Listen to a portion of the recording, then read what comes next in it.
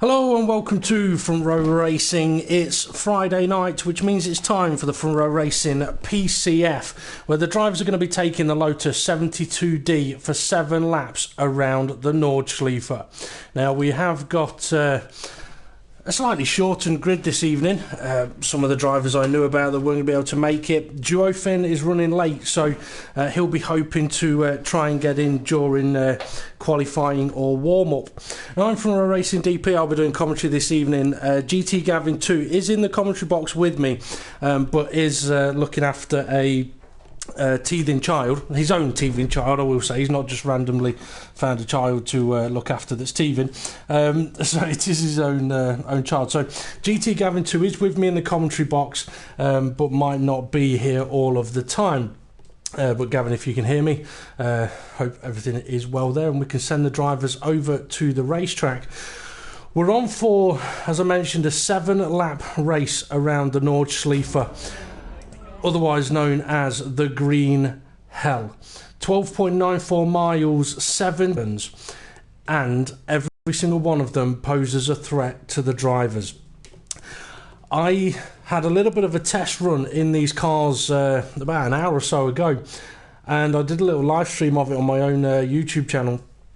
And I tell you what, I borrowed one of the league drivers' setups, which I'm hoping he's edited a bit, because every dip, bump, curb, the car just wanted to spin. So we might not see a lot of really close racing this evening, but what we should see is drivers just simply trying to get around this track. It is not going to be easy. Okay, I'm going to get myself back into the pits so that I can spectate, and I tell you what, Hesselden has wasted absolutely no time in getting out on track.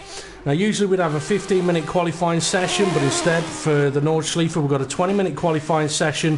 It should give the drivers just enough time to get 1 lap in. However, if they don't get a lap in, then they could be up for a bit of a tricky start. Now, the Nordschleife, as we know, it's a long track, it's a twisty track. Aeros are going to be important here.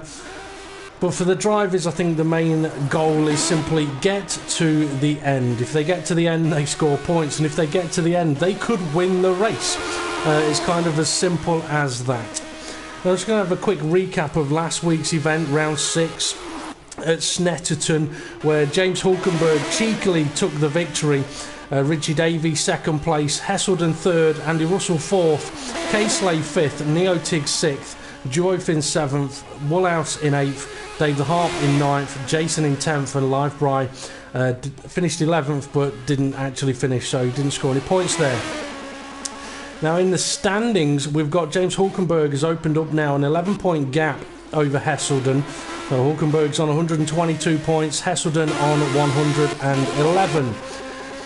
K-Slay is on 86 with Richie Davies right behind him on 82, but Richie Davies not racing this evening, could be watching the England game. Neotig is in 5th place on 57 points, with Duofin on 52 points, and as I said, Duofin could be joining us late. Andy Russell is next, he's on 44 points, and he's followed by Dave the Harp on 38 points.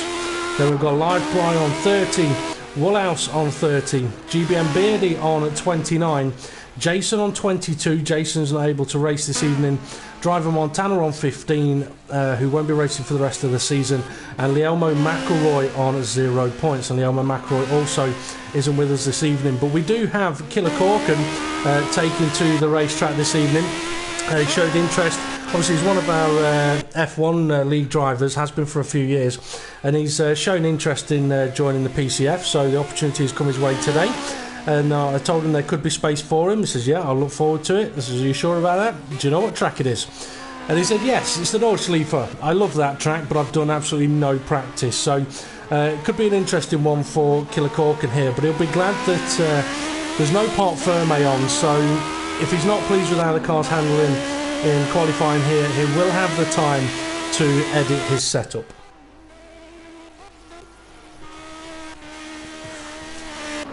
Now, as it turns out, with Killer Corkin running slightly wide, we're going to see that from a lot of the drivers today. when I was having a bit of a test earlier on. As I said, I was using one of the league drivers setup, but he gave it me about 4 or 5 days ago. So for me, having not raced on or driven on the game for a long time, it was like being a noob turning up with someone else's setup and trying to do some laps. It was not easy at all. So for the drivers, if they don't have a setup, haven't done much practice, it could be a very difficult, very frustrating race, or even qualifying session for them.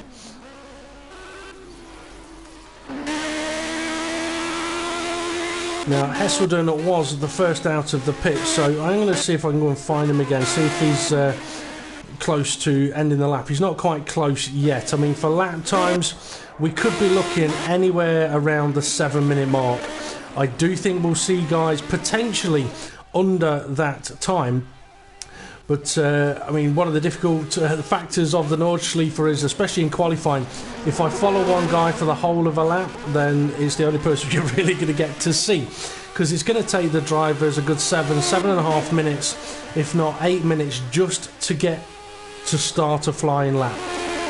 So that would be why Hesselden wasted absolutely no time in getting out there. Now, a little bit of info for the viewers. Obviously, there are 73 corners. I'm not sure I've got the names for all of the corners, but I have got a lot of the corner names. I will go through them at some point.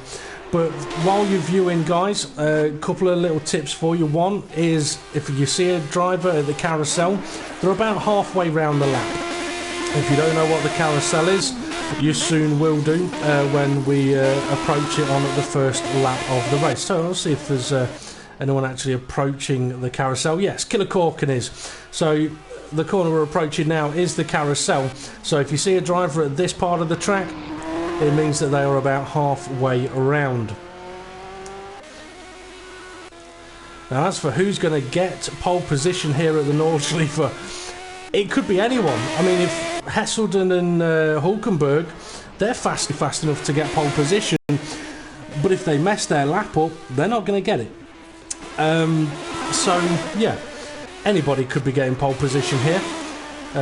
Looking at the Drivers' Championship for Hulkenberg and Hesselden, it's Hulkenberg's a big drift around the corner there. I mean, it's quite an important race. I mean, if Hesselden doesn't score and Hulkenberg goes and wins it, it means there's only 3 races left, and it'll be a 36-point gap. Similarly, if Hulkenberg scores no points and Hesselden bags a load, it switches them around in the standings. So it is an important race for the both of them. Now, it looks as though Hesselden is just getting onto the long straight, or as it's really known, the Antonius Bush, or Bush. Now, when I was looking at the good old corner names around this track, I was reading some of them and they're not that easy to read, so I may have to apologise for mispronunciation. Although I have got a little bit of a tactic. I mean, I've mentioned this to Killer Corkin before when he's racing on F1. Killer Corkin is from Germany, and when the engineer speaks to him on F1, it's in German, and it does sound like he's being shouted at all the time. Obviously he's not, unless he hasn't pitted when he should have done. So I may have to do it in the style of the F1 engineers. So as Hesselden then is the first to start a lap. I said it'd take about 7, maybe 8 minutes, and it has done. It's 7 minutes, just over, to get to the start-finish. So turn 1, no, it's kilometres an hour, that one. We're now heading down towards the Hatzenbach, I believe it is. The circuit still only has 3 sectors, and they're very long ones. So Hatzenbach, Hocheichen, and then when he gets onto the long straight, I must admit the map I've got, I don't think it's really showing all of the tight twisty corners here, but it's the one with the most names on that I could find. So Hesselden now is heading down the Quiddelbacher Hohe. I tell you, my pronunciation of all of these is going to be very wrong. Now he's heading up to the Flugplatz. It's sort of blind over the crest of the hill. A very fast corner, but one you can easily lose control. And now he's going to be making his way down the Schwedenkreuz towards the Arenberg. Down the hill he goes. I think what I might just have to do is just read out all of the the corner names. I'll just hammer through them because I'm not going to be able to get them exactly timed right. So you got the Arenberg, the Fuchsgrohe, Adenau Forst, Metzgerfeld, Kallenhard, Verselfen, Exmüller, Bergwerk, Kesselchen, Klostertal, Coracciola Carousel, sounding more sort of Spanish and Italian here at the moment, Goa 8, Wipperman, that sounds a little bit wrong, that one, Wipperman, into Eschbach, and then Brunchen, Flansgarten, Schwalbenschwarz, Dottinger Hohe, which leads on to the long straight of Antonius Busch, and then into the final corners, which I haven't got a name for, unfortunately, but it's not easy to find a track map which has got every single corner name on. But there we go, I've given out the corner name, so live, bro, you can stop whinging at me for getting as many out as I can. I've done it within the first 10 minutes. But Hesselden here, I tell you, I'm going to pop up the old sector times. Sector 1 for Hesselden, a 150.853, and I tell you what, Neotig, he's just gone and done a 150.847, so Neotig and Hesselden through Sector 1 on very, very similar pace. Hesselden now is into a very, very tricky set of corners, steep downhill hairpin, very easy to get on the curb or go deep, and now he's heading to another corner which tempts you to go into it way too fast. But then the next corner that comes after it is even more treacherous. It's uphill, it makes you think you've got grip, and then halfway round the rear end wants to step out over the crest of the hill, but I tell you what, Hesselden's car is looking absolutely planted. Well, this is a circuit where if you kind of take it easy, you could benefit. So Hesselden and Neotig, the only ones that have set times in Sector 1 at the moment, and the difficult thing for the drivers is if they have an off, that could quite simply be their lap over. I think Hulkenberg's just gone through Sector 1. He has, and he's 2.8 seconds faster, or 1:48.072 through Sector 2. So he's absolutely on it at the moment. The setup he gave me must have been one pre-edited, although when I was having a blast earlier I didn't have brake setup or gear ratios, which would have cost me a little bit of time. But for Hulkenberg, he's absolutely on it through Sector 1. However, being 2 seconds up in Sector 1 could mean absolutely nothing if by the end of Sector 2 you've lost 10 seconds.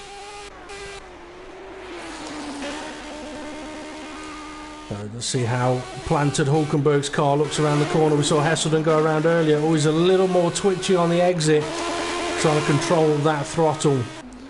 Quick look at the sectors. Livebry's popped in a 149.338, so through Sector 1 he's in second place at the moment. It could be a good 2 or 3 minutes until the drivers get through to the end of a sector, and I mean, that say two might have gaps of a couple of tenths. Around here you can very simply have gaps of multiple seconds, but what you might lose in one you can gain in another, or what you might gain in one you might lose in another. No one's got through Sector 2 just yet. I've just seen as well K-Slay has been disconnected, but he has rejoined. That could compromise his qualifying chances. He's not going to be able to get another lap in now unless he got disconnected or rejoined much earlier in the session. Okay, come on, give us some Sector 2 times as Hulkenberg now making his way to the carousel. Does he ride the inside? Guess he's slowed down, hugs it nicely, controlled nicely through the carousel there, beautifully done. However, in the Aussie V8s, I went through there I think 2 or 3 times. On each occasion the car just span out on me. I had no setup on that one, so it'll be interesting to see how the guys get on Sunday in the Aussie V8s around here. What I found comparing the two cars was the Lotus was much more twitchy, much more all over the place, but did effectively have better acceleration. The Aussie V8 was an absolute joy to drive around here. It was really good fun apart from the carousel. Okay, Sector 2 times are in. Hesselden a 3:34.2, Neotig a 3:34.9, Neotig's got some pace around here. Well, I shouldn't be surprised though. When I first started racing with Neotig, he always did say, can we go Nordschleife? Can we go Nordschleife? So I'm not surprised that he's got some pace around this track. Let's hope that he can keep it up through Sector 3. So I'm going to ride on board with Hesselden because he is now in Sector 3 and he is on the Antonius Bush, the long straight. Let's see if we can have a look at what speed he's getting up to. 170, 174, 175 mile an hour. That's a pretty good top end speed. I mean, to put it into perspective, when I was doing my little test, I was topping out at 160. So he's going 15 mile an hour faster than I was doing.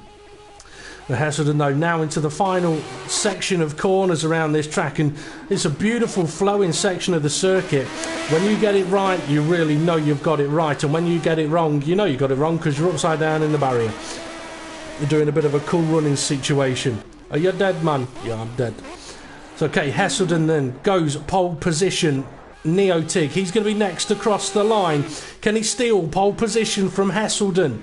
It's on the cards. It's a possibility. He's been within a second throughout Sector 1 and Sector 2. What's his Sector 3 going to be like? Is he going to upset him? Across the line he's going to go. It's second place. I tell you what though, 0.3 of a second between them as they go around a 13-mile circuit.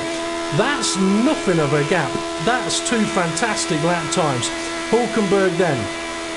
Oh, he's only doing 160. He's compromised straight line speed for grip. Let's have a look at his Sector 2 time. It was a 3:27. That's about 7 seconds faster. So as he now makes his way into the final few corners, he'll have been compromised all the way down that long straight. But throughout the corners on the rest of the track, he could have absolutely blitzed this. Final corner has been negotiated. Across the line he's going to go, and it's first. It's 6:47.345. It's 9 seconds faster than Hesselden in second place. Neotig, who's in third and has continued on for another lap, but I don't think he's going to be able to complete it. I think Livebry, he's coming into the final sector in the final few corners. He's been fast enough in Sector 2 to put himself into second place here. If he's had a good Sector 3, he needs to have had a good Sector 3. Final corner, been negotiated, only the finish line to cross now. Where's it going to be? It's second place, a 6:51. That's 5 seconds faster than Hesselden, who's now in third. Neotig, who's in fourth. Killer Corkin, he's out on track. Whereabouts is he? Is he going to get to finish his lap? He should be able to finish his lap, and I tell you what, if he's been putting the sector times in, he hasn't. It could be an out lap. I was going to say, he could have been able to sneak himself up to 5th on the podium. We've got anybody else out on track at the moment. Andy Russell, he's just started a lap. He's just come out of the pits, actually. So no one else is going to be able to set another lap time unless Neotig can get another lap in. But phew, I tell you what, if Gavin's watching this and he's spotted that lap time difference, I mean, we've been surprised over the last couple of weeks at Hulkenberg's apparent sudden gain of speed. We predicted he could be quick here at the Nordschleife with the tight, twisty corners. He's not just quick, he's 9 seconds quicker.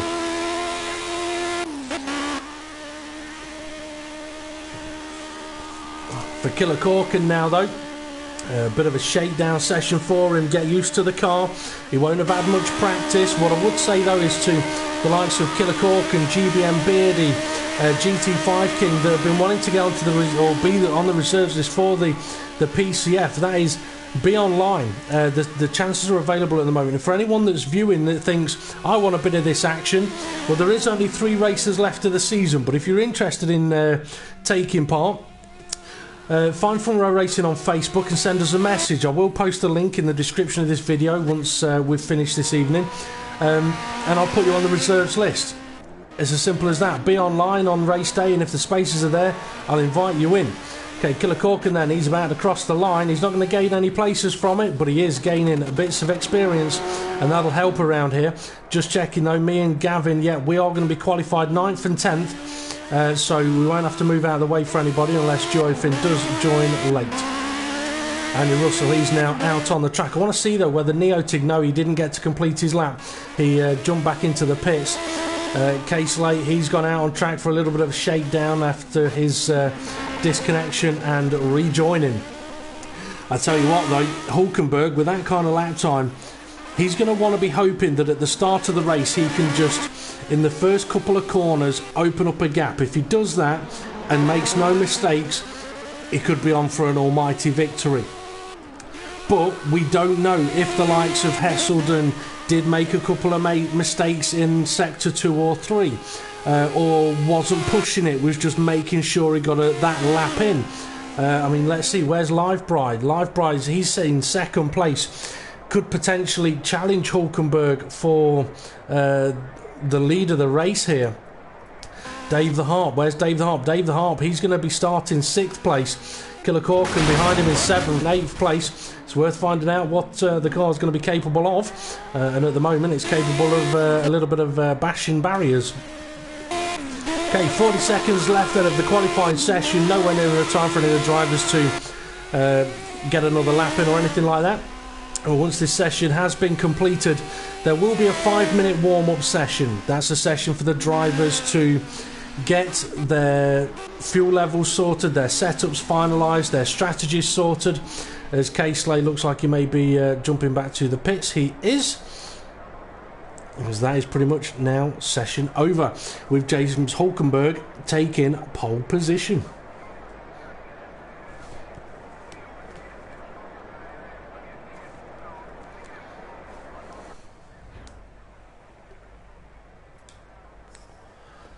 So Hulkenberg does take pole, Livebride 2nd, Neotig 3rd, K-Slay 4th, Dave the Harp 5th, Killer Corkin 6th, Andy Russell 7th, and we have lost a driver.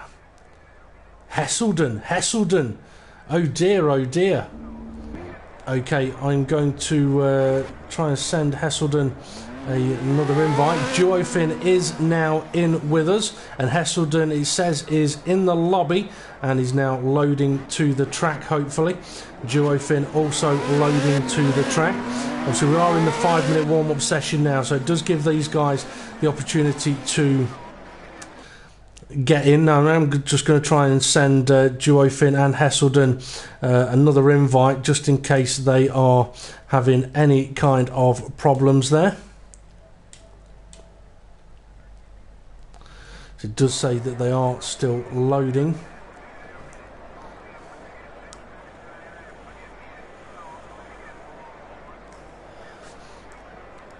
Now it would be a massive shame to not have those guys in the race. There we go. Let's see, Duofin and Hesselden have now joined us. That's good news. That's what we like to see, although we may end up having them behind us on the grid. I mean, that could have just cost Hesselden, actually. It could have just cost him a 3rd place grid slot for the start of the race. If it has, he could be in for a tricky one. He could be really in for a tricky one. But I think the two surprises of qualifying there was Hulkenberg's time gap that he had, and Neotig, who was absolutely bang on the pace with Hesselden there. But as I mentioned, he does love this track. And for quite a few drivers, this is a circuit, it's a lot like Marmite. You love it or you hate it. There isn't really any sort of in between. Yeah, it's all right. It is usually love it or hate it.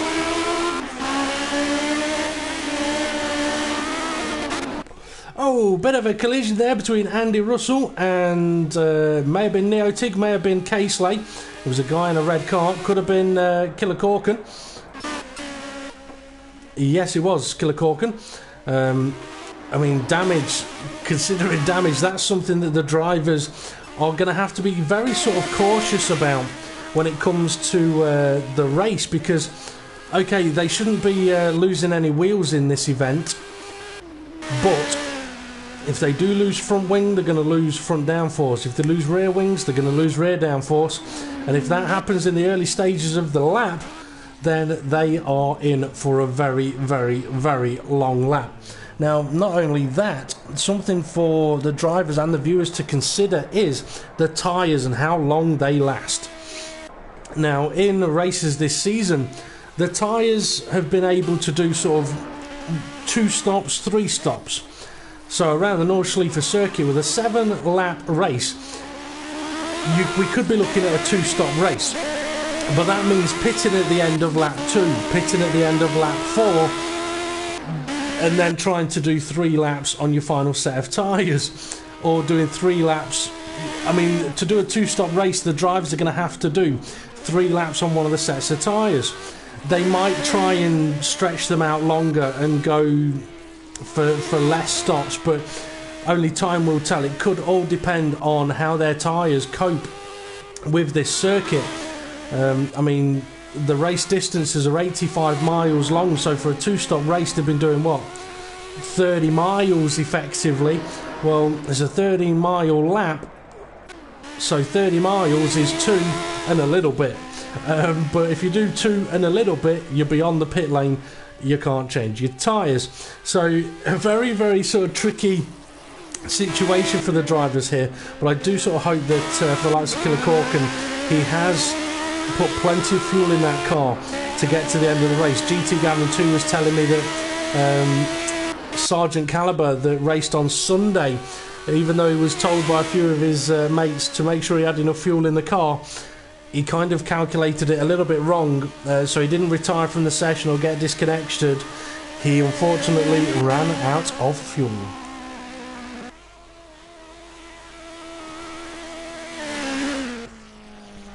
Okay, we've got 30 seconds left of this warm-up session.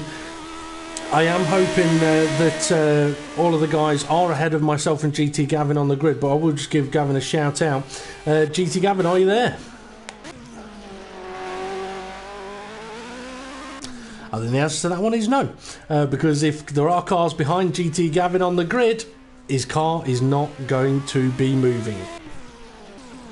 So that could be a little bit treacherous at the start of the race. I say hopefully all of the drivers will be ahead of us. Okay, 10 seconds then until we do get the race underway, and this is the point where we'd usually give predictions. The only one that I'm going to give is we are going to see cars in barriers and quite possibly one of them upside down, and if there is going to be a car upside down, it's going to be Dave the Harp. Nothing against you, Dave, it's just if anyone's going to be upside down, it's usually you. Okay, lights about to go green, and they do, so the drivers make their way towards turn 1, and it will not take them long to get there. Live Bright sideways, Hulkenberg, where's Hulkenberg gone? Oh, he's leading the race. Live Bright was in first for a moment, but he looked like he was a little bit sideways, and he's not in first anymore, so Hulkenberg leads through the first couple of corners, with Neotig now into second place, Caseley third, Hesselden is up to fourth, Duofin's in fifth with Dave the Harp sixth, Killer Corkin now down to 8th, he was 7th, Live Bright recovering into 7th place. Oh, we've got a car off. I think that may be Duofin who's just had a bit of an off, it is. So he's going to drop places as Dave the Harp sneaks past. Live Bright is going to be wanting to get past as soon as he can. Killer Corkin 8th, Andy Russell 9th, and GT Gavin still sat on the grid. Hopefully his car won't be there when the drivers get round to the first corner for the first time. So Hulkenberg leading the way with Neotig right up his gearbox. But around this track he's going to have to be careful of dirty air over the crest of the hills. He's trying to go for the overtake. He's 2 wheels on the grass and he has to back out of it. But now Hulkenberg's giving him room and he's gone wide. That's going to cost Hulkenberg the lead. It's going to cost him second place. He's down to third. And now he's wheel to wheel with Hesselden, his title contender. So Neotig, I said he likes this track, he's going to like it even more now as he's leading the race, but Caseley, who's now all over his gearbox, is going to be looking to try and get past as early as possible. Over the blind, crest of the hill, all these front 4 guys negotiating that quite nicely. Dave the Harp got a little bit of space now in 5th place. Something's happened to the guys following him then, with Live Bright now in 6th. Killer Corkin, he's up to 7th. Duofin, he's a long way back now in 8th place. We've lost a driver from the grid already.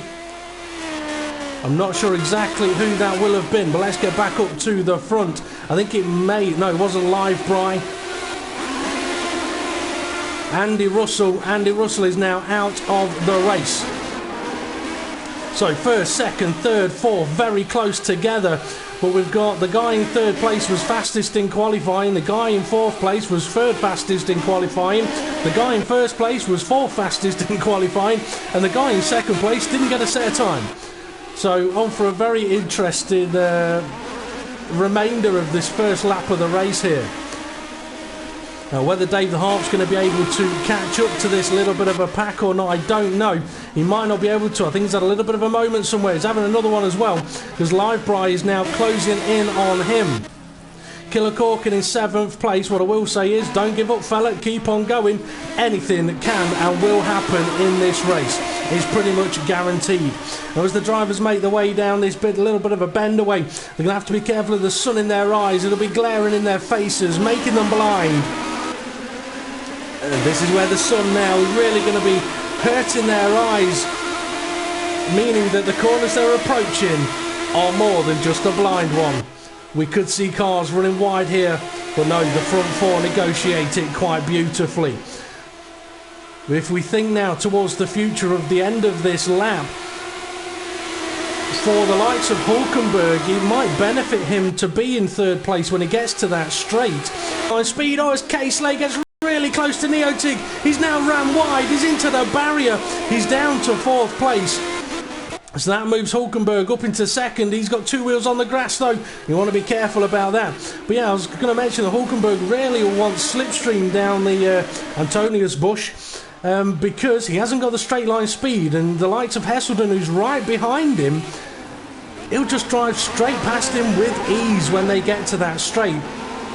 So in a way, Hulkenberg needs plenty of slipstream down that straight, get into the lead at the start of the next lap, and then try and open up a gap throughout the course of the lap. I think K-Slay may have a little bit of damage on his car. He's dropped away from this battle now. Either that or he's just trying to settle himself and recover.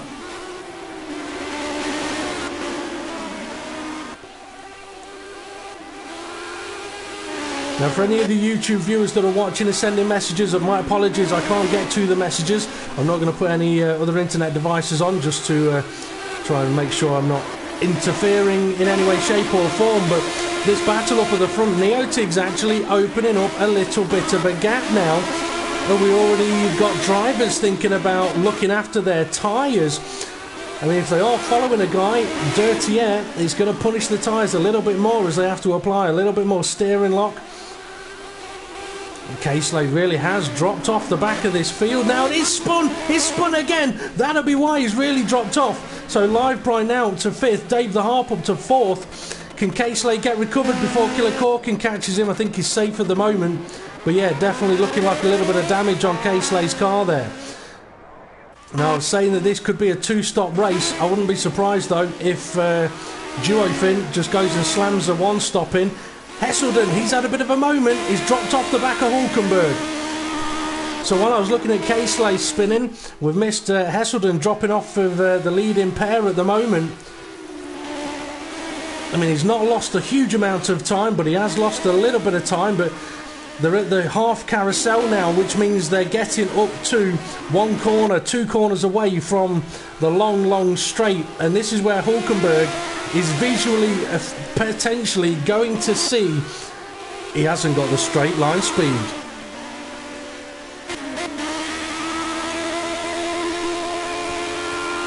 He's using the slipstream and he has to.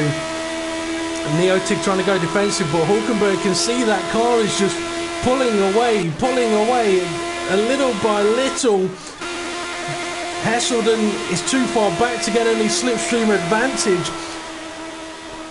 Hulkenberg he's gone up to 164, 165, so he's benefiting from the slipstream, but he's now just realised he hasn't got the straight line speed. Okay, a couple of corners to go before the end of the lap. Let's see Dave the Harp, Livebry. They haven't swapped places in the final, in the long straight. My apologies for that minor error there. But I think Hulkenberg has now just realised as well, not only has he not got the straight line speed, but he's either going to have to pass him in the corners or pass him in strategy. Hesselden looks like he may be losing a little bit more time to these leaders. He could be looking after his strategy, but Dave the Harp and Livebry still going at it here, 4th and 5th. We've got a stationary car. Killer Corker's got K-Slay behind him. I thought we had a stationary car. Actually, we haven't. My apologies. Oh, big crash there. K-Slay, he's had another crash. That's the 3rd in a lap and a few miles. No, it's in the first lap. He's in the pits. Killer Corkin also into the pits. So they've decided to do 1 lap and then make a stop. Dave the Harp, Livebry, still absolutely going at it. Now Hesselden can still see Hulkenberg and Neotig up ahead. We've followed them for a lap, so let's keep an eye on the excuse me, Dave the Harp and Livebry battle. The thing is, you can pretty much guarantee that while we're watching this though, the lead's going to change. Oh, Dave's gone a little bit deep, but Livebry's gone a little bit deeper.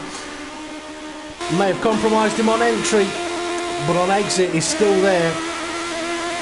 He'll have slipstream all the way around this circuit now, but in the corners it doesn't really help you much. Oh, Dave, a little touch of the curb, sent him a little bit sideways. That's compromised him now, but with the tight corners coming up, he can defend. As long as he gets a decent exit, which it looks like he is doing. Okay, quick look, Hulkenberg right on the back of Neotig. He's hunting for a spot where he may be able to make a move. Neotig was slightly faster, a second faster than Hulkenberg on the opening lap. Not surprising, seeing as Neotig started 4th and Hulkenberg started 1st, and Neotig now ahead. Hesselden is dropping off the back of them. Dave the Harp, Livebry still holding position. But how long for? Now, I will emphasise that what these guys are doing at the moment is absolutely fantastic driving. The leading 3, we've not seen them in the barriers. 4th and 5th, we've not seen them in the barriers either. And these cars are not easy to take around this track if you haven't got the suspension or the aeros or any bit of the setup right. In the testing that I did a little earlier today, every crest of a hill I went over. Oh, Dave's round wide, he's on the curb, he's off the throttle to not spin it. That's Livebry up to 4. Hulkenberg, he's chomping on the bit. Now, in a way, he's got 3 things he can do. Attack at any possible opportunity, beat him on strategy, or be so close onto that long straight that he can use he can use slipstream down the straight to at least have a look into the final corners. Because I think if he was able to get ahead, he would be able to open up a gap. However, we could have these guys pitting at the end of this lap. So it's a very interesting one, but Hulkenberg, he knows he's got the opportunity here. As Neotig, he's ran a little bit wide, and they're making their way towards the carousel now. Temptation here sometimes as well to think, I'll ride around the top instead of going down the bottom, see if I can make it all the way around the top, but the grip isn't there, it's dirty and slippy up there. Hulkenberg, he's closer than he's ever been before. He's so close he could nearly push Neotig along with his own hands.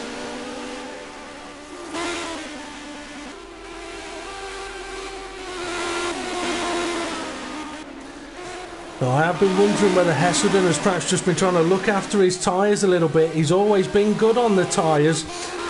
He's closed the gap in. I wonder whether he's just had a lap of looking after the tyres. And, oh, Hulkenberg run a little wide on the curb. You don't want to do that, man. You don't want to do that. You get on there too much, you could easily end up facing the wrong direction. But he'll have spotted that Hesselden is beginning to close that gap in. But I wonder, I've got a feeling Hesselden's going to go on. He's not going to pit at the end of this lap. Okay, Livebry still 4th. Dave the Harp 5th. Still in touching distance of him.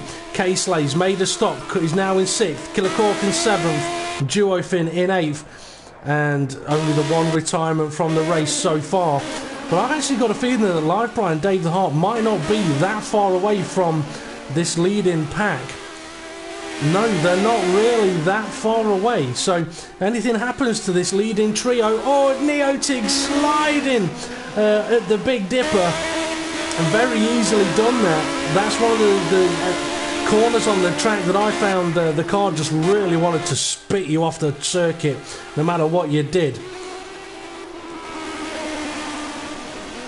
I mean, it is very, very impressive what these guys are doing at the moment. They've still got to do it for another 5.5 laps. The strategy is going to play its part. I mean, with K-Slay pitting when he did, I think that will have mainly have been for damage. But having pitted when he did, he may now try and do 3 laps and pit, and then 3 laps to the end. Hulkenberg, they're on the long straight now. He's not closer than he was before. He's not going to get the slipstream. Let's see what speed Neotig is doing down the straight. I mean, he's doing 168. Is he going to get to 170? Yes. Touches 170, and that's without the slipstream. Hulkenberg's now only doing 162, 163 on the uphill section. Hesselden, though, he's hitting 170 without the slipstream. So Hesselden has got the straight line speed. And I tell you what, there's Livebry. I said I thought they were close. They're really close. Livebry's bringing himself into the fight for the lead here, and Dave the Harp is really not that far behind him.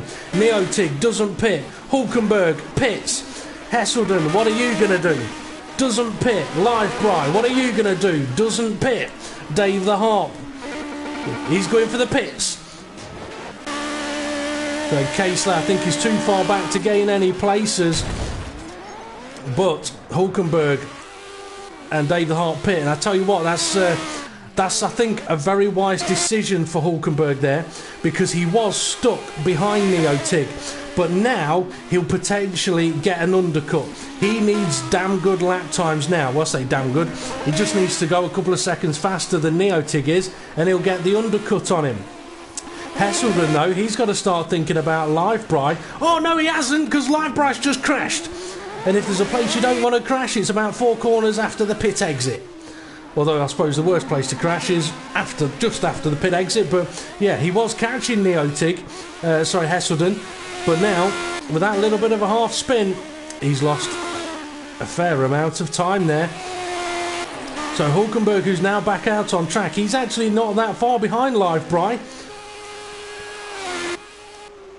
But Dave the Heart may get an undercut here on Livebry as well, so positions could still switch around. K-Slay in 6th place with Killer Corkin doing extremely well to keep up with him, to be honest.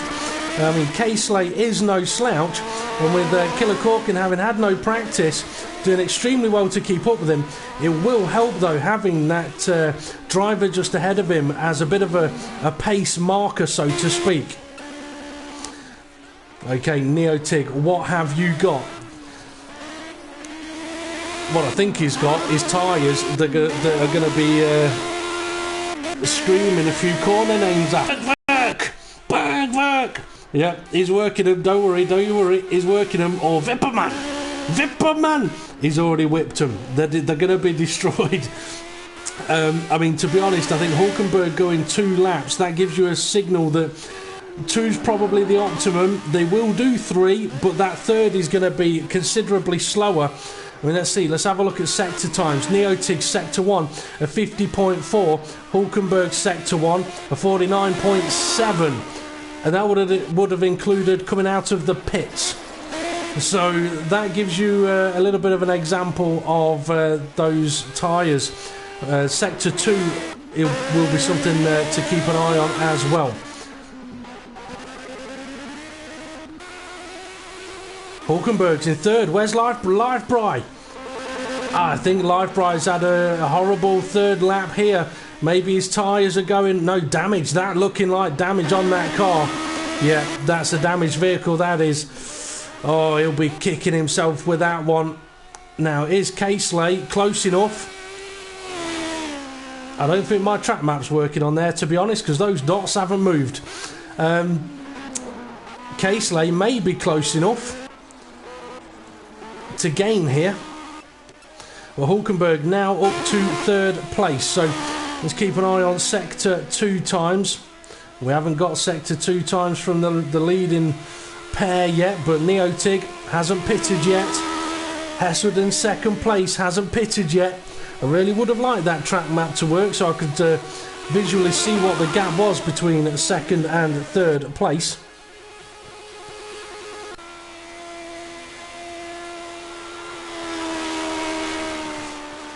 I tell you what, I don't think the gap is... Oh, the gap is not much at all. Heselden has only just gone through these particular corners. The carousel, that'll be a good marker. So we'll do Hulkenberg off the leader.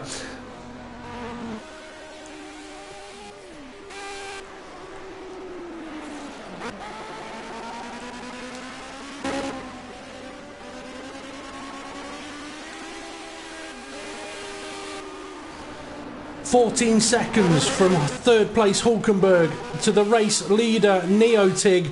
Hulkenberg is just gaining time now, but he's going to have to do a longer stint, either on this stint or on the final stint. He's going to have to do 3 laps at some point. Neotig's doing it now, getting it out of the way. It's costing him a lot of time, but could benefit him later on when he can just push it hard for 2 laps. Well, Heselden's really going to have to start thinking about Hulkenberg because he's catching him very quickly. Let's have a look at Lifebright. He's in 5th place at the moment, just gone through the carousel. I think he'll be pitting at the end of this lap. K Slay still in 6th place. He's not far away from the carousel.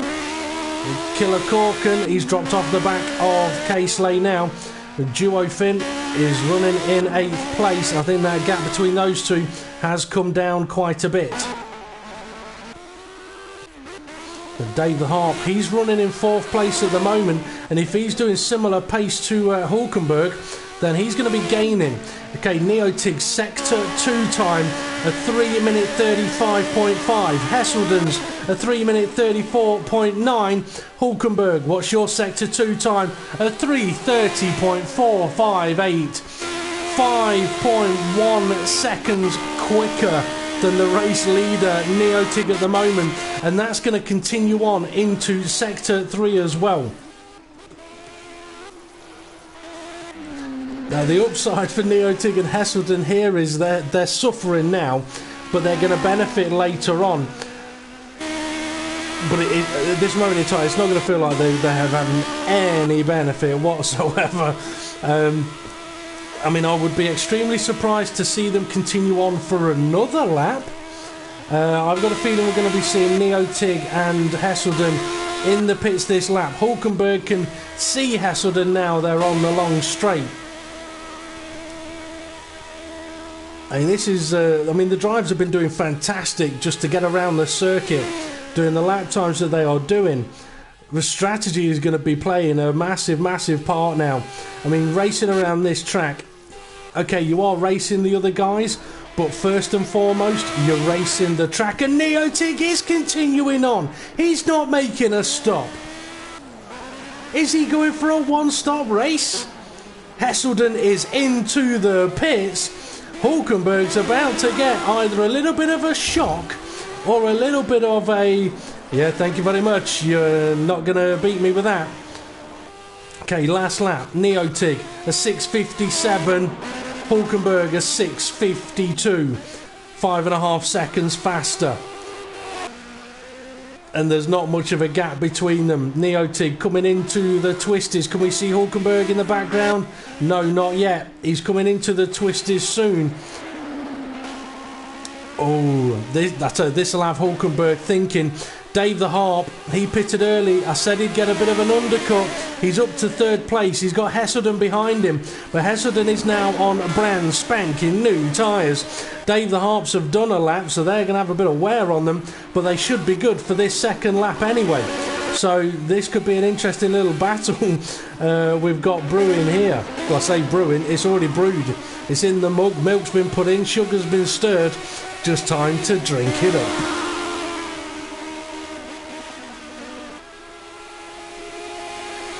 Heselden having a sneaky look up the inside, and Dave the Harp saying no way, having none of it. and Hesselden's had to back out of that one. It cost him a little bit of time, but around this track with different tyre wear rates, you can afford to lose a little bit of time in one corner, because you may be able to just pull that gap in fairly easily in another one. But for Dave the Harp, I mean, his tyres are up to temperature, they're up to pressure, he knows what grip he's got on them, and Hesselden's will still be building the tyre pressure and temperature in his. I'm going to try and find a gap between first and second. I'm going to use the tree on the left.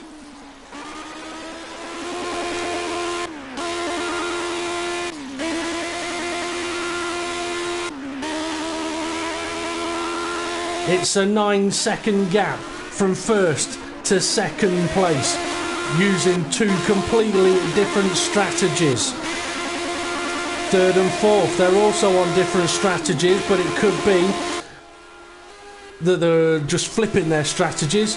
Dave and Hulkenberg stopping at the end of the second lap. Hesselden stopping at the end of the third lap. Neotig, probably, I'm wondering, whether he missed where the pit entry was. Hopefully not. But yeah, I mean, Neotig, if he can one-stop this race and still be there fighting for the win, then he's going to have pulled one right out of the bag here. And I tell you what, Dave the Harp is pulling away from Hesselden. For Hulkenberg, this is all working into his hands. I mean, he couldn't have asked for it to be any better than Hesselden coming out behind his good mate Dave the Harp. I mean, Hulkenberg won't, I don't think, actually say to Dave the Harp, fend him off, fight him, but he'll know that Hesselden's behind him, and he'll know that Dave will not give up a position easy. Okay, Casely still 5th, Killer Corkin running 6th. Cracking job, my friend. I know you've been doing a bit of running on project cars recently, and if there's ever a test, it's jumping into one of these cars, excuse me, and trying to take it around the Nordschleife circuit. Duofin has made his pit stop, and I think he'll be surprised that someone's going longer than him in a race between pit stops. But Neotig is going longer. We've lost another driver, Livebry. Where's Livebry? Livebry is out of the race. Huge disappointment for him then.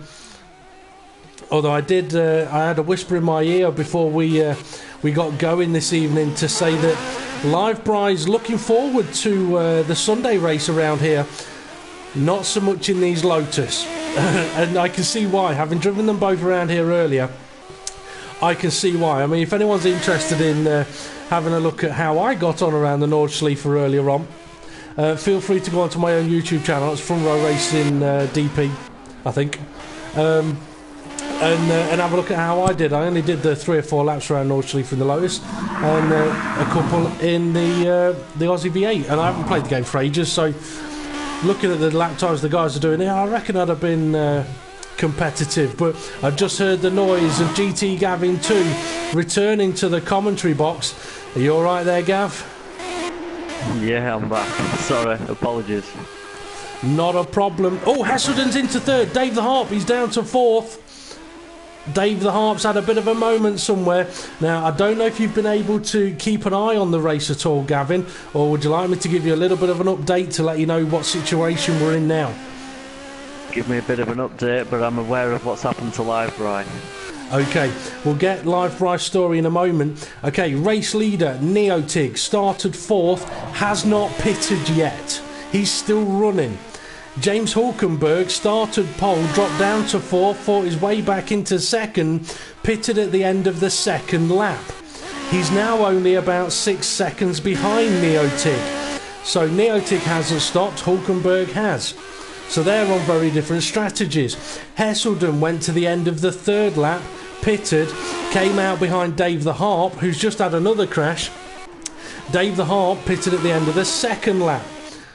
Casely, he had 3 crashes on the opening lap. He's now down in 5th place. But Killer Corkin, he's still thrashing around the circuit, enjoying himself, I hope, in 6th place. And Duofin, Killer Corkin and Casely both pitted at the end of the 1st lap. Duofin, he's just made a pit stop, so potential 1 stop for him. But the main story of the race is that Neotig is leading the race, hasn't made a pit stop yet, and he's got Hulkenberg hunting him down, who effectively could be pitting at the end of this lap. It's living up to what we thought it would be then. Really interesting. Oh yes, it has been very interesting. So, fill us in on some info about Livebry. I think I saw him have a couple of crashes tricky around this track. But yeah, give us some insider info on that one. He suffered the wheel glitch, and then it crashed the game when he was in the pits. Oh dear, he really doesn't dear. have any luck with this game at all. Okay, Neotig's in. He is into the pits. And I said earlier... Yep.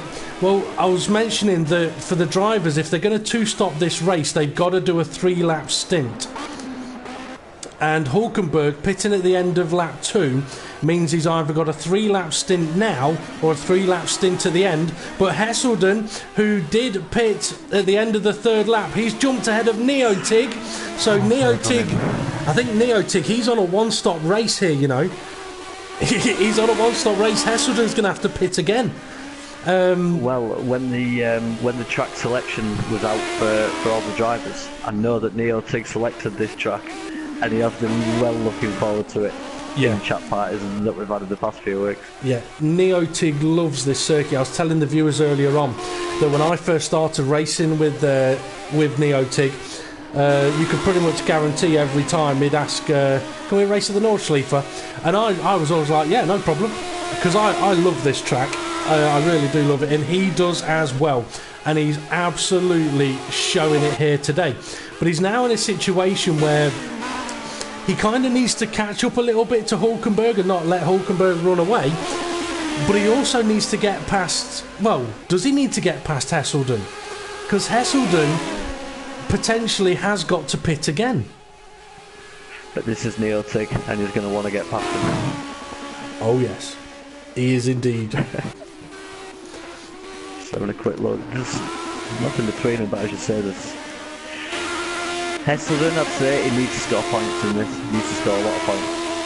Yeah. Especially with James Hulkenberg. I've just had a look at his fastest lap actually, 6:52. Yep, I tell you what, he's done that very, very recently as well. It was his last lap. So Hulkenberg is now on the 3rd lap on this stint of his tyres.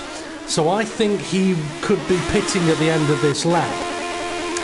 Hesselden could also be pitting at the end of this lap, but he's on a 2-lap stint, leaving him a 2-lap stint. So it could still get close between Hesselden and Hulkenberg, but Hulkenberg, when he pitted at the end of that 2nd lap, he was catching up the leaders by about 7 seconds a lap. He was 5 seconds a lap faster in sector 2. I was saying this, did you see the qualifying times? No, I didn't. Would you like to know what the qualifying gaps were? I am absolutely useless tonight, I know that, I'm sorry. It's alright, it's not a problem. That child driven me up the wall.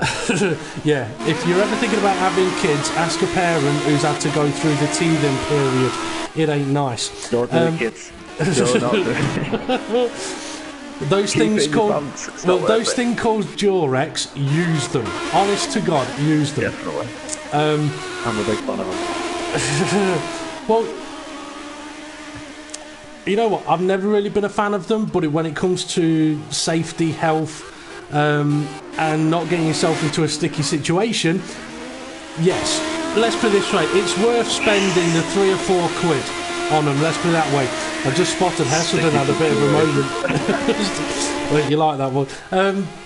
Okay, qualifying. Oh, Neotig's getting really, really close, but in one corner's time. Well, they've got a problem of this part of the track. The sun's glaring at him, but he's going for it on the little straight. That's a great. Go on. That's a beautiful move. A beautiful move by Neotig. It shows how much pace he's got around this track. Yeah. Not many people just drive past Hesselden, but Neotig's done it. But this is I mean, that could be showing fresh tyres against old tyres. But Neotig kind of had to get that move done, because in the opening stages of the race, Neotig was holding up Hulkenberg by a vast rate to knots, and I tell you what, Hulkenberg I don't think is that far ahead of these two. As Hesselden's having a sneaky look. No, he's not. I thought he was having a look up the inside of the carousel. He's not. Okay, well now they've spread out a little bit. I'll try and recap qualifying for you. Hulkenberg took pole position. Livebry was second place. Hesselden was third place. I'll tell you that in a second. Hesselden was third place. Neotig was fourth. They were the only 4 guys that managed to get a time in. The gap between Hulkenberg and Livebry was 5 seconds. Seems like an age. The gap, I think it was 5 seconds anyway. The gap between Hulkenberg and Hesselden. Now, you know the last couple of races we've been saying about how Hulkenberg has just come on leaps and bounds with race pace. We have been. Yeah. 9 seconds faster than Hesselden in qualifying. Jesus. Yeah. But the biggest surprise, and I've got to say the best moment of the qualifying session for me, was the gap between Hesselden and Neotig. Which was? I think it was about 4/10 of a second. Whoa! Around this track? Around this track. Impressive. Yeah. I mean, Sector 1, Sector 2, they pretty much banged in exactly the same sector times. As it was phenomenal. I mean, that kind of showed how good Neotig is around this track, and also how good Hesselden is. It shows you what practice does. Oh yes. Okay, Hesselden, he's dropping off the back of Neotig by some rate now. Dave the Harp, he's running 4th position, all on his own on track at the moment. Casely still pounding round in 5th, and McKillicorkin, or I should pronounce it. Off Joffin. Oh, he did. So come off at the left-hander, straight over the grass. Well, he pitted not so long ago, so if he has to pit at the end of this lap, it wouldn't be the end of the world. Oh, he's got damage. He's got damage. Well, hopefully he can keep going and get that car to the end of the lap. But I tell you what, Hulkenberg. He's in, James Hulkenberg. He is. I was going to say, Neotig's catching him. I mean, Neotig was catching him at the same rate of knots that Hulkenberg was catching Neotig. But Neotig is about to retake the lead of this race, but Neotig's tyres are going to be absolutely knackered. Hulkenberg needs his pit crew to be on a mission, send him out. He's going out, but he's now behind Hesselden. Hesselden's struggling, and I'm actually surprised that Hesselden did not pit then. I don't think that the gap that Tig has got over Hulkenberg is going to be enough when them tyres go. I really don't. I think Hulkenberg could have just pulled a masterstroke there. He could have done, but okay, I've worked out what's happening now. Hesselden and Neotig, I mean, well, we realised early on, Neotig's going for a 1-stop, 4 laps, 3 laps. Neotig, he's going for 3 laps, 4 laps. Sorry, Hesselden is. He's doing 3 laps, 4 laps. So Hulkenberg, how quick he can catch up and pass Hesselden will give us a sign of whether he's going to be able to catch Neotig. I think he will. I'm going out on a whim and I'm saying I think he'll catch him. Well, I'm going to have to count we're going to have to work out what the gap is. So I'm going to look at Neotig and find a timing point, a timing marker. We'll use the bridge after this corner. And I don't think the gap's going to be very, very big.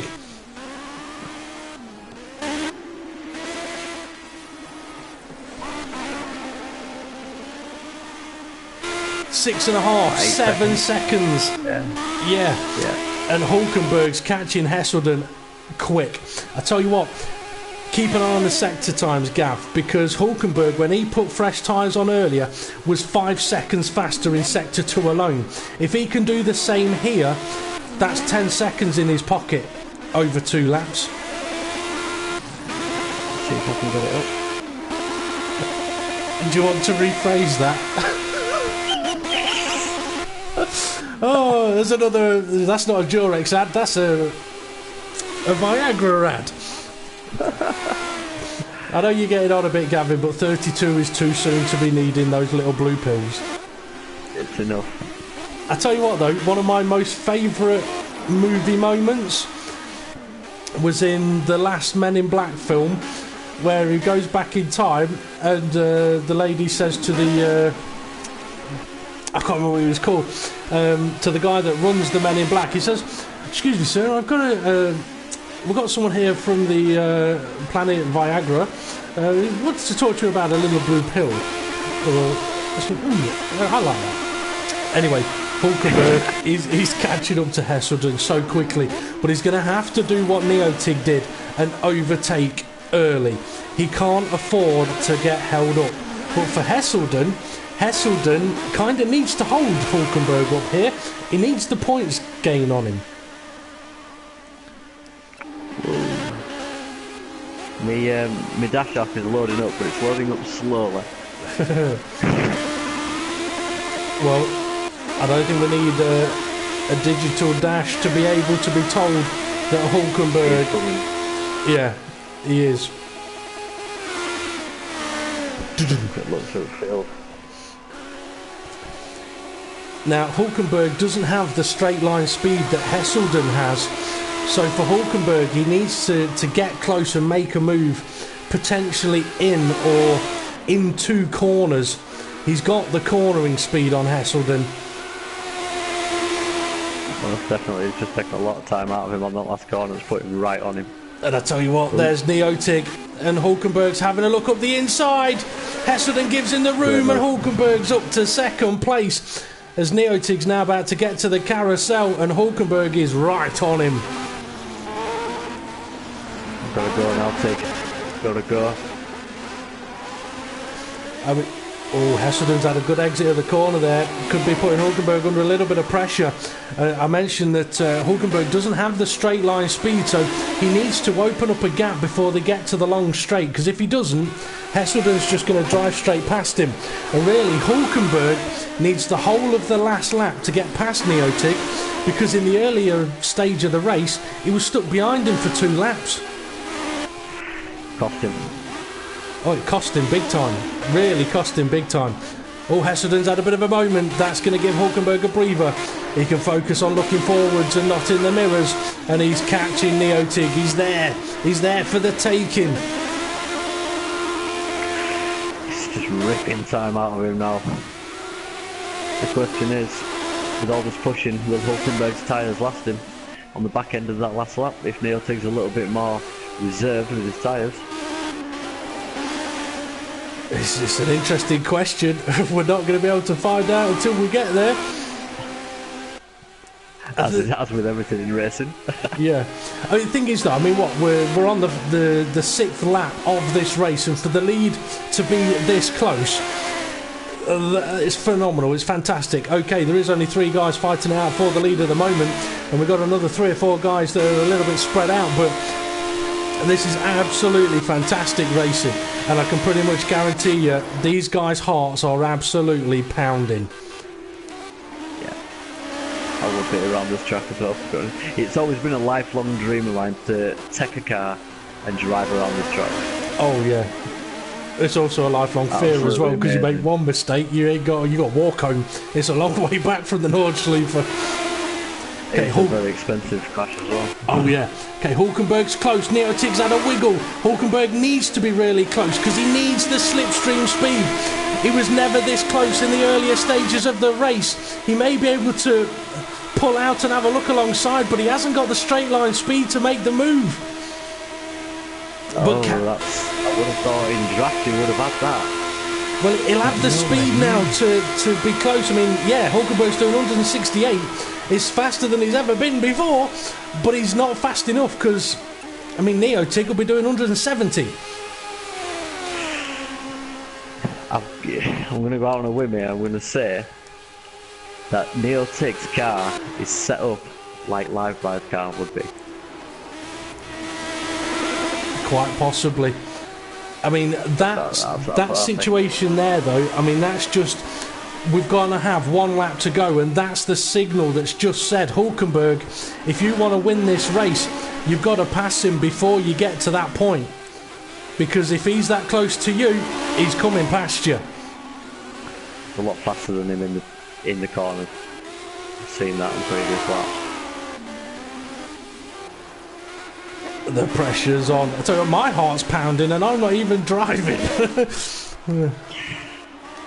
It's a bit like last week. On that final lap last week, that was brilliant. Oh yeah, it was a fantastic end to the race last week, and we could be in for another one here. 2 cars that are set up very differently. One for a slightly higher top speed, one for speed in the corners. The thing is, around this track, it's not an easy track to overtake on. No, narrow. He's looking. Oh, Neo shuts the door. Neo really wants this. He'll be well happy if he wins this. Come on, Neo, take. I'm trying to avoid saying who you're putting your money on then. Hulkenberg's having a look up the inside. Neo T closes it off. Oh, it's a huge crash. It's a huge crash. I think Neotig shut the door a little bit there, and Hulkenberg is upside down. That's going to be race over. Oh, my days. My God. What's going on? And not only that, that's now given Hesselden the opportunity to attack Neotig. An opportunity he would not have expected. Oh no. I tell you what, I think Hulkenberg's going to be spitting feathers in that car. He had a look up the inside. Well, Dave's gone straight on. Oh, Hulkenberg. I tell you, I think he won't be too pleased about that one. I mean, he's had a look up the inside, and Neotig's, it looked like he kind of shut the door on him, but he was already there. Oh, now Neotig and Hesselden are going off. They've pushed each other off. I think Dave the Harp's too far away to win this one, is he? I mean, what's the gap? I mean, if you can work it out, Gavin, what's the gap between these two and Hulkenberg? Because if these guys have got damage, not Hulkenberg, Dave, Neo, he's losing the car, he's in the barrier again, and Hesselden takes the lead of the race. This is unbelievable, what's going on? I tell you what, Neo, I don't mean to be rude or offensive, Neotig, but you know what? If you'd have let Hulkenberg pass this, Hesselden now goes deep, and Neotig's back into the lead. I was going to say, I mean, yeah, if Hulkenberg attacks you and goes for a move, let him go, because all you got to do is stay close into that straight and you'll win the race. But Hesselden, I think both of these guys have got a little bit of damage. Neotig definitely has. He's struggling. Yeah, I don't think Dave Hart's anywhere near. No, he's not. But Neotig, well, it shouldn't have come to that. No, it's a massive shame that it did end in that way. I mean, in a way, it's robbed us of an absolutely fantastic end to this race. And I mean, I don't want to come across as rude or cruel, but if that battle had have continued on and the race had have ended, the conversation between those two guys would have been one hell of a conversation. Now it could be one hell of an argument. I mean, you've got to feel for Hulkenberg there. Got absolutely feel for him.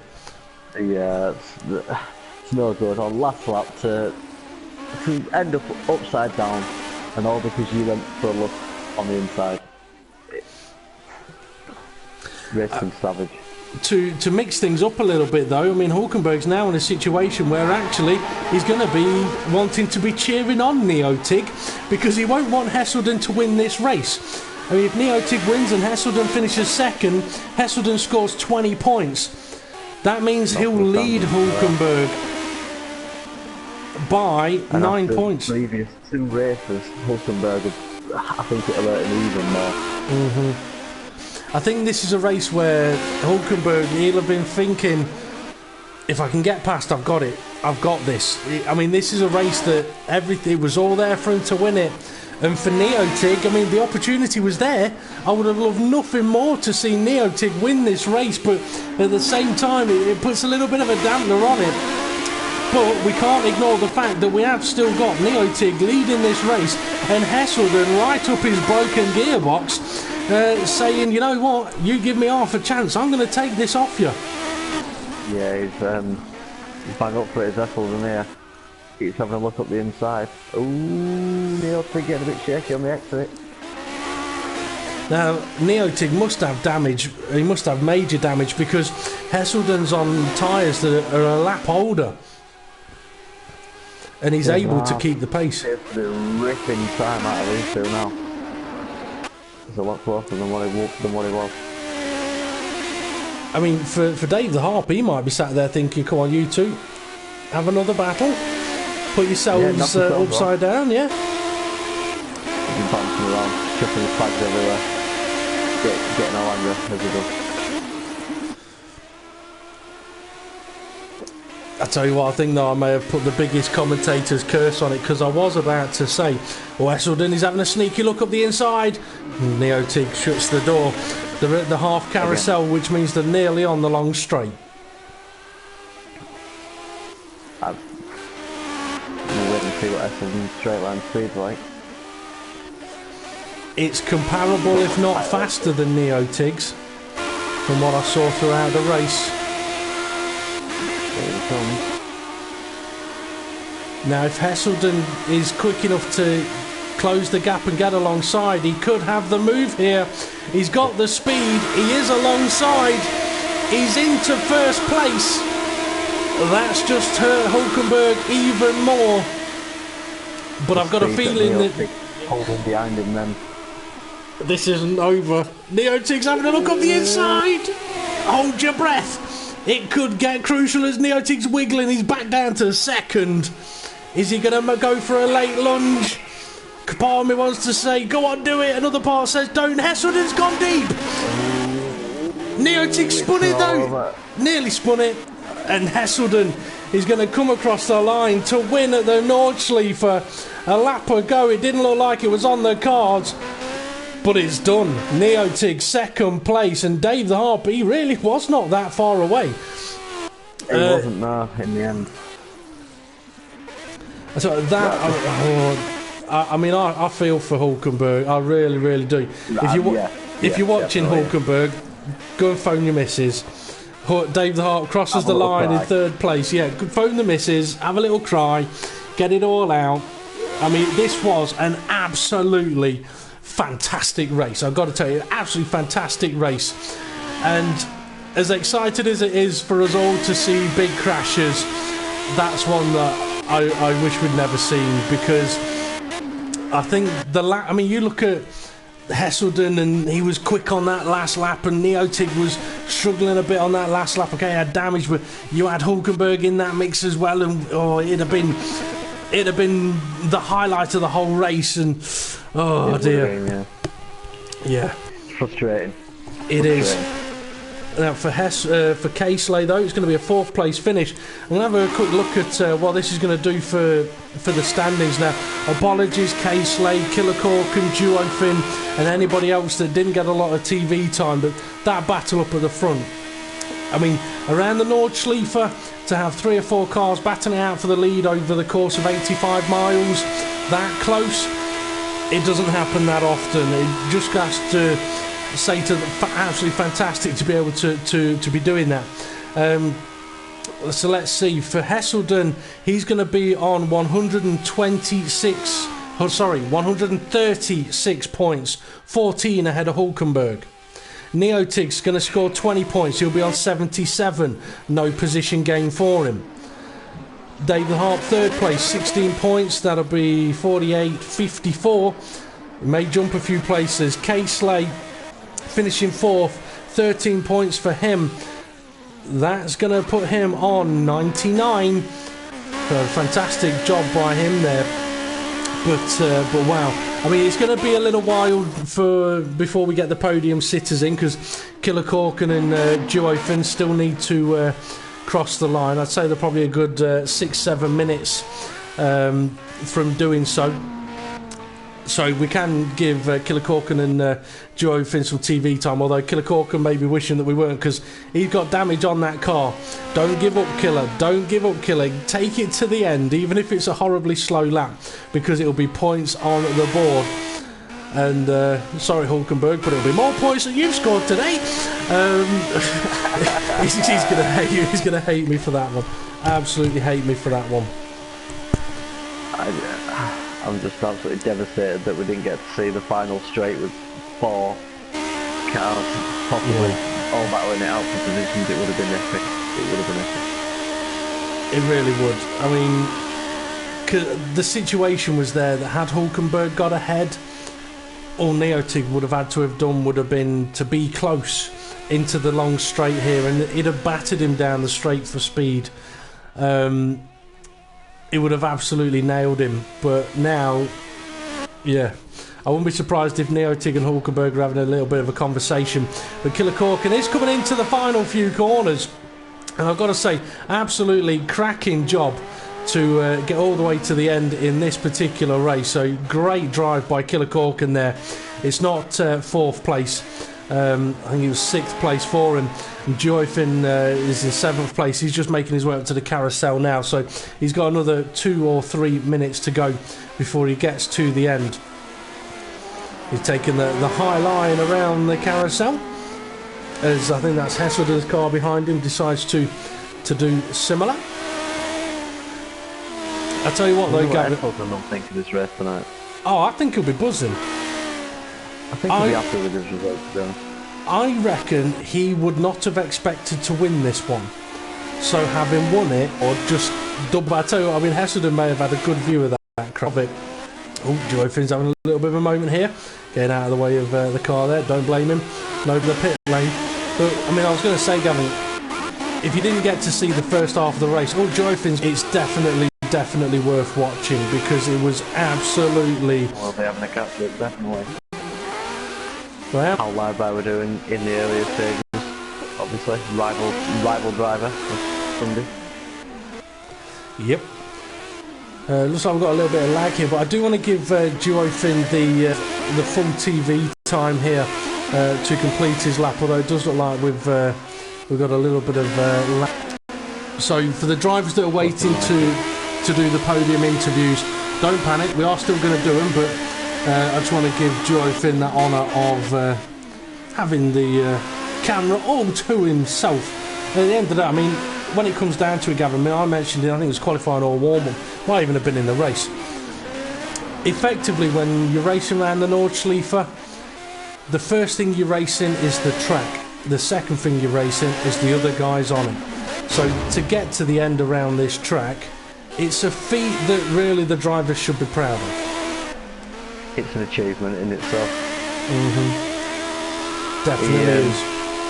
It deserves a bit of TV time as Duo Fin. Why not? Definitely. Well, he's on sure the guys that are on the podium are not going to begrudge him that. No, not at all. Not at all. Although I wouldn't be surprised if Hulkenberg sent me a few messages. But we'll have to wait to see on that one. Well, once Joyfin has crossed the line, we will get on to the podium interviews, where we'll get to talk to the race winner, Hesselden, second place, Neotig, and third place, Dave the Harp. Now, I wouldn't be surprised if he wasn't necessarily expecting to be up in third. Oh, it's Neotig's car, goes for a dive bomb move, and then crashes into the pit wall. Oh dear, oh dear. And Joyfin does... That's to top his race off nicely, that is. Yeah. Now, Joyfin has crossed the line there to complete the race, so very well done to him. So I will now invite in Hesselden, Neotig, and Dave the Harp for a little bit of a podium chat. So Hesselden, Neotig, and Dave the Harp, if he is still on. No, Dave's gone. I don't know, Dave, how miserable are you? Come on, fella, get back online. Come and join us for a chat in the podium interviews. But while we wait for them, for him, if he does come back on, we will crack on with talking to Hesselden and Neotig, because I'm fairly sure we've got a few interesting questions to ask these guys. Naughty. Very naughty. Okay, Neotig and Hesselden have both joined us in the commentary booth, so thank you very much, guys, for joining us here. Please make sure you got your microphones set to allow to be shared, and try and keep the bad language down to a minimum. We're going to crack on straight away with the podium interviews here. I'm just trying to get onto YouTube to see if I can catch up with any messages, but my phone doesn't want to play ball at the moment. Okay, Hesselden, over to you. What a fantastic win! It was an easy one for you. Perhaps not. Nah. Yeah, struggle. I don't know, it was a weird one. I was sort of like waved away any fight for the first place when Hulkenberg overtook me. And then obviously I think they'd have come together. Well, it looked like it from where I was standing. I don't know what happened. I just saw Hulkenberg's car flying in there. So then Neotig, and then a bit of it coming together with Neotig, and then I was letting back through, and then I got onto the last straight and just thought I'm just gonna go for it now. So well, I was quite close. So. I'll tell you what. Obviously, I was joking about it being easy. It definitely wasn't. I mean, you've answered one of the questions I was going to ask, which was, I would guess, quite pleased with how that one ended. But I'm going to hit on.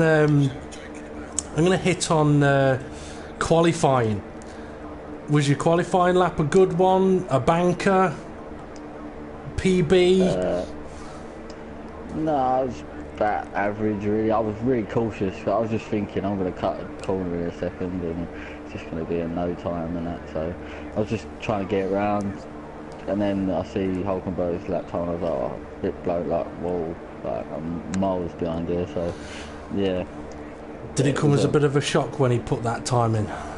Yeah. I was like, I've never got anywhere close to that in practice, and I think so. Yeah, I was a bit shocked, and then the race was mental. I was expecting just to race around on my own for 7 laps and try and get a second or third maybe if I was lucky. And then it was just constant battling, and then it was a nightmare because you forget where you are on the track all the time. You just don't know where you are because you're looking in your mirrors and you're looking in front of you, and it's like, oh, the left coming up. Oh no, that's right, and then it's a nightmare. Yeah, well, I tell you what, the strategy, I mean, the opening stint of the race, I mean, I mentioned this to Gavin, he wasn't there for the opening stint. I said, go back and watch it. Absolutely awesome to watch. I mean, the lead changed once or twice. I mean, first to fourth, absolutely battering it out. Through the first round of pit stops, was still close, potential of anything happening. Now, your strategy, you went for a 3-lap and then a 4-lap stint. Do you think that was the optimal strategy, or was that just what you were going to go for? I was going to try and eke out the 4 laps, but then my tyres were going, so I just jumped in just on the fly really. And then, I struggled at the end. I had no tyres at the end, nothing. I don't know how I got the car back. So it was just, I don't know, okay. Mental. Shocked, absolutely shocked. After the qualifying, I thought I'd be lucky to get 4th or 5th, so yeah. Well, I mentioned it a moment ago that you'll be pleased, I reckon, that you've got the win here, because it was one that you were perhaps not expecting to get, and that's proven to be the case. What I will do is, before I hand over to Gavin for any questions, is there anything you'd like to say to Hulkenberg? No, it's oh, God, your perfect opportunity to wind him up. Come on, give us some dirt. I got some extra points on him, which was nice, I suppose. I don't know where he finished. Where did he finish? Did he finish? He didn't finish. No. Oh, that do then, will it? I think that's enough. Okay, Gavin, any questions for Hesselden? No, I think he's just answered it by mugging him up. No, I'm only joking. Like, I don't want anyone not finishing a race, but no. I've had one this season, so equal now.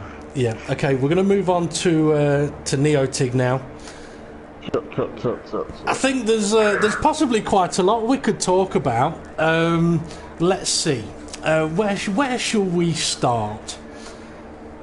Qualifying. Why not? Qualifying was first. I tell you what, your qualifying lap was an absolute beauty. Almost exactly the same lap time as Hesselden. I know you like this track. You know you like this track. You've been telling people you like this track. So we know you like the track. And the pace was there. And in that opening stint of the race, you're able to take the lead and really annoy Hulkenberg because he couldn't get past. So what was the first stint of the race like for you? First stint was fun. I don't know. I didn't expect to get the lead that quick, to be honest. I was expecting, because I was doing a 4 and 3. You might need to turn your microphone up a little bit, mate. Apologies. You're a little bit quiet at the moment. I want to make sure the viewers can hear you when I get to the really tough questions. How's that? Much better. Rightio. Yeah, first stint was fun. I didn't expect to get the lead that quick, to be honest. That surprised me a little bit. But my plan was to go 4 and then 3. I thought they'd be going in on 2 or 3. So, yeah. Well, you did go long. Worked. Well, you went long on that first stint, and I say it did kind of work. I mean, Hulkenberg was ridiculously fast on his second stint, stopping at the end of lap 2, and he was closing that gap in.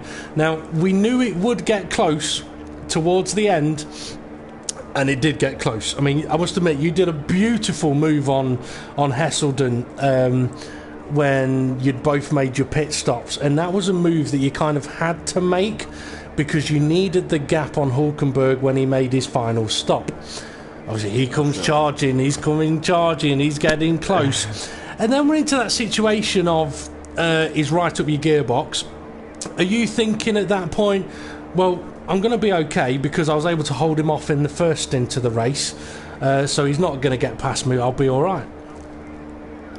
I wouldn't say that. I was like half confident of that, but I couldn't say that no, he's not getting past. But, okay. Yeah. Now we get gutted about the last lap. Yeah. Now we get on to the bit that everybody will want to know about.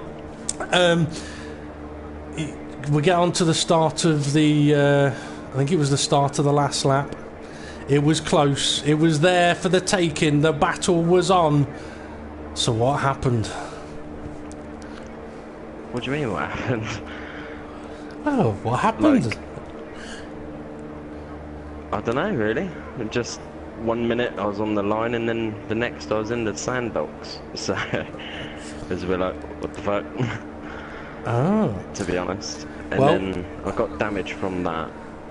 And then later on, just the start of the second sector, I messed up a little bit and got punted in the back, but Hessel didn't let that go and let me go. Okay. Oh, so you got a free position there. Hesselden shouldn't have done that. Okay, well, I'll tell you what we saw on our view, and that's all that we can go on. It's all that we can commentate on. It looked like Hulkenberg had perhaps a cheeky little look up the inside into a corner, and the door was closed on him a little bit, giving him nowhere to go, and he ended up doing a Dave the Harp, ended up upside down with his throttle not doing anything other than spinning wheels. So I don't know if he sent you a message, but I won't be surprised if you get a message. But then we have seen it before. Okay, we have seen it before where sometimes a crash that we see on the broadcast view isn't always exactly what we see, what the drivers see from their own view. So it'll be interesting to have a look at that one anyway.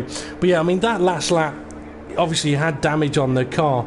You still tried fighting for the win. How difficult was that last lap trying to fend off Hesselden? Ridiculously hard. My wheel was pointed at 9 o'clock.